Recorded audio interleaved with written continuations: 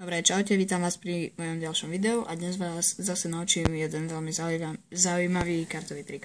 Začína to tým, že si divák vyberie kartu. Môže to byť táto teraz.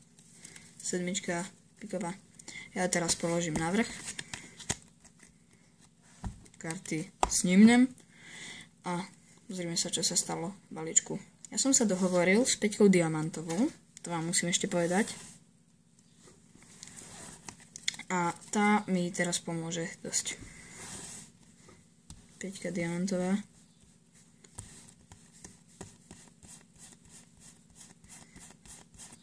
Tu je, vidíte? Jediná otočená karta v balíku. A pozrite sa. Peťka, 5, čiže odtiaľ doberiem 5 kariet. 1, 2, 3, 4, 5 je diváková.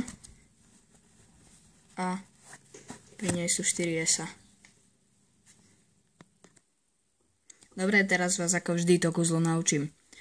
Začína to tým, že si pripravíme 5, je jedno aká, len si musíte zapamätať, že aká je, že či píková, kárová, krížová alebo srdcová. A potom potrebujeme 4 esa. Zoradíme to takto. Najprv na spodok ide otočená, opačne otočená 5. V tomto prípade károva. A teraz tu už len naukladáme esa na ňu.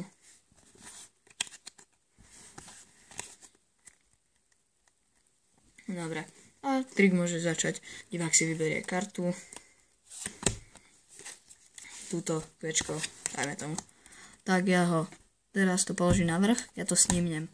A toto už funguje samo. Vy nájdete tú vašu peťku. A tu je. A automaticky odpočítate 1, 2, 3, 4, 5 kariet, 5 bude vždy diváková a pri nej budú vždy 4 esa. Teda ak ste si to zaradili tak, ako som vám ukázal. Dobre, ďakujem vám pekne, že ste si toto video pozreli. Ak sa vám páčilo, zanechajte like, odber alebo nejaký koment.